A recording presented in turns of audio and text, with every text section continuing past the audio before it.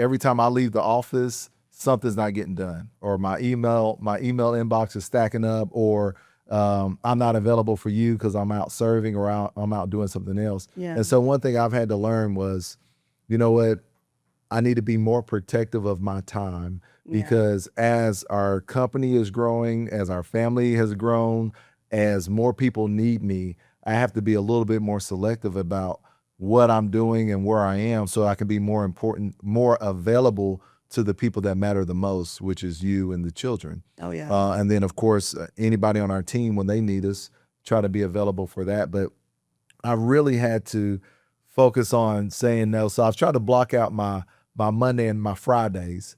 That way, you know what, I know that those days are available. And then They have not been blocked for the past. hang on now. That is true. But that is true. But sometimes Some things are things going to are fall. pressing. Yeah, some things are pressing. Sometimes things are going to fall. Well, on I those do days. applaud you. You have gotten so much better, because your phone used to be your mistress.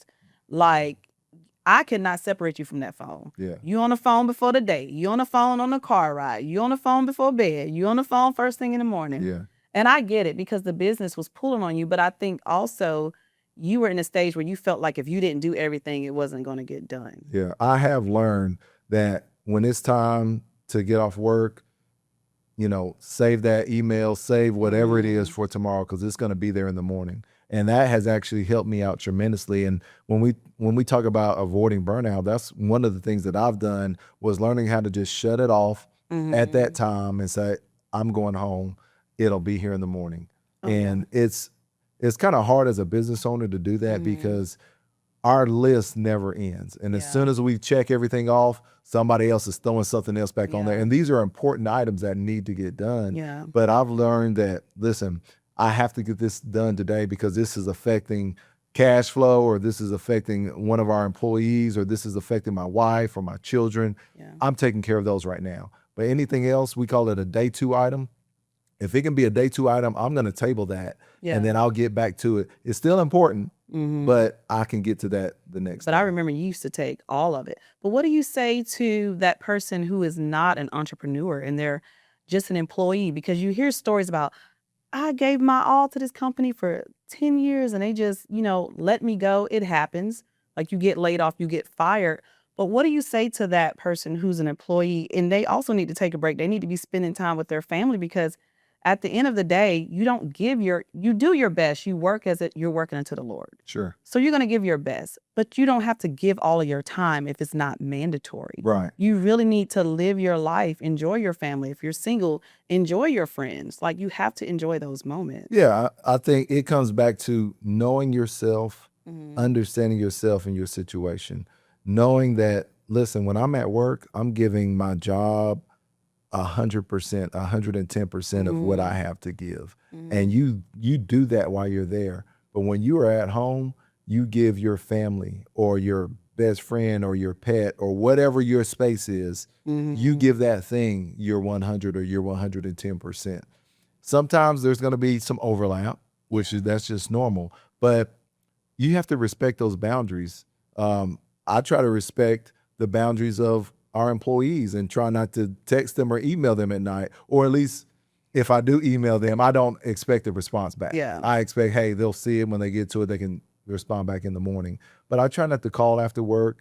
Now, if I do call after work, they know it's an emergency, so they typically answer, because I'm trying to spend my time with you. Yeah. So when we think about that balance, it really starts off at the top. I have to have balance so that I don't put false burdens on you, or false burdens on our employees, or false burdens on anyone else. And so that's where that full balance kind of comes into play. Well, I'm not a counselor, but I was just thinking about this for the person who might be watching who's in ministry. Oh, ministry. How do you... That's huge. It might be hard for me to answer this. I'm not a pastor, but how do people who serve in ministry avoid burnout? Because even the church can be demanding and they don't even realize it.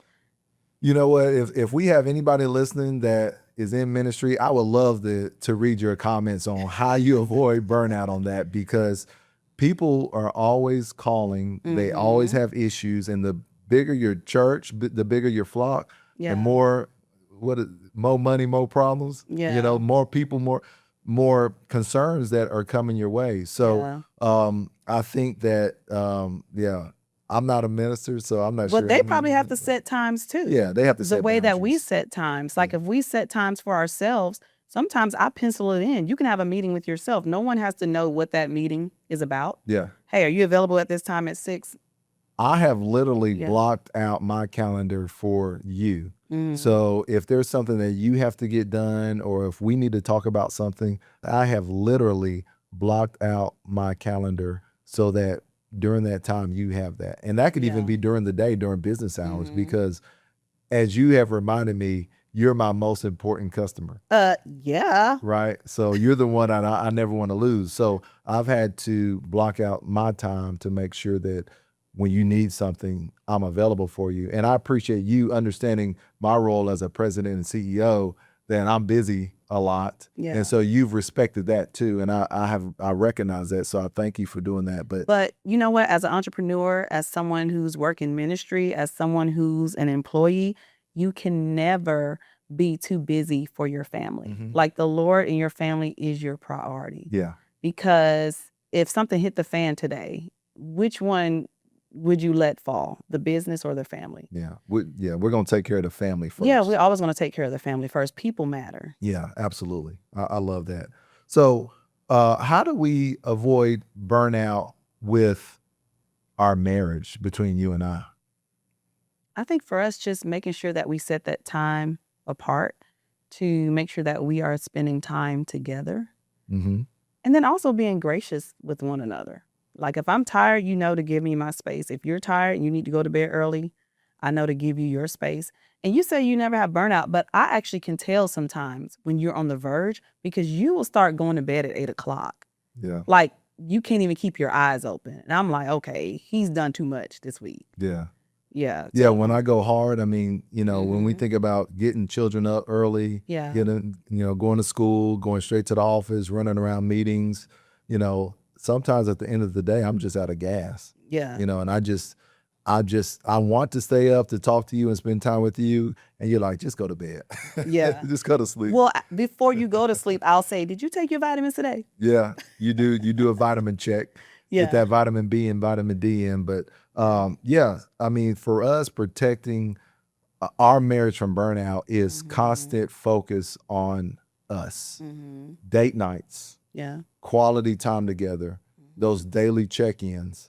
I've heard the daily check-ins have been really good. Like our listeners have been starting to do more check-ins with their spouses, and That's wonderful. it provokes communication. It provokes conversation, and it's really great to do. But and then of course the vacations. Like I love when we plot out our yearly vacations and our getaways. Which we're very behind. We are behind on that. We need to get caught up. But we have our family vacations, but then we always say, listen, what are the two just me and you vacations that we're just going by ourselves just to reconnect and just enjoy that time together? Long weekends. Yeah. I love the long weekends. Taking a Friday, Saturday, Sunday, and just you and I reconnecting over that. Those are the things that will help your marriage avoid burnout.